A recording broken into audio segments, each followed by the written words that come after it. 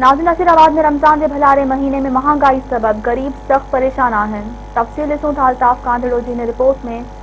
जी नाज़रीन, जॾहिं त रमज़ान शरीफ़ जे मुक़दस महीने शुरू थियण सां ई शयुनि जा अघु आसमान सां ॻाल्हाइण लॻा आहिनि। उन मुतलिक़ अचो त हितां जे नसीराबाद वासियुनि खां पुछूं त महांगाई बाबति छा वीचार आहे। साईं, जीअं हिन रमज़ान शरीफ़ जे मुक़दस महीने में अचण सां ई असांखे चवां शयुनि जा आम खाधे पीते शयुनि जा अघु आसमान सां ॻाल्हियूं करणु लॻा आहिनि, जंहिंमें अटो गिहु चांवर दाल सब्जियूं ग़रीब माण्हू जे खाइण खां पोच खां ॿाहिरि हली वञनि थे चवां। ऐं गवर्नमेंट खे घुर्जे त आम माण्हू खे इन शयूं सस्तियूं करे थे चवां। इहे सस्तनि शयुनि जा स्टॉल हणी आम माण्हुनि जे लाइ को लाभ हासिल थी सघे, उन्हनि शयुनि खे को फ़ाइदो हासिल थी सघे। अब महंगाई चोट चढ़ी वही है, गोश्त मच्छी तो खाने का चढ़ी हो, पर दाल भी सफ़ा टपी वही कम का। महंगाई सफ़ा पासीरियूं भंजी छड़ियूं न। रमज़ान शरीफ़ में हर शइ महांगी लगी पई है।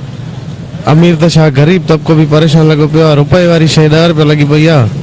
इन खां बाद में एसडीए में मुख्तियारकार तरफा अहिड़ी को भी जेको आहे सो रद्द अमल न आहे त इन ते एक्शन खणी सघनि। रमज़ान शरीफ़ जे भलारे महीने में फ्रूट सब्जी चोट चढ़ी आहे। अघु हिन महिल ताईं न एसी आहे, न मुख्तियारकार आहे, न कंट्रोल वारा आहिनि, लापता लॻा पिया आहिनि। हिकिड़ो माण्हू 500 कमाइण वारो उहो हेॾे ख़र्च करे केॾे ख़र्च करे, अटे जो करे लटे जो करे। सब्जी त हिन महिल उरूज थी आहे। पटाटा जेको 50 रुपया मिलंदो 30 रुपया, अॼु 150 रुपया किलो आहे। कल्ह मुर्गी 200 रुपया, 500 रुपया आहे। कल्ह गोश्त 300, 600 रुपया आहे।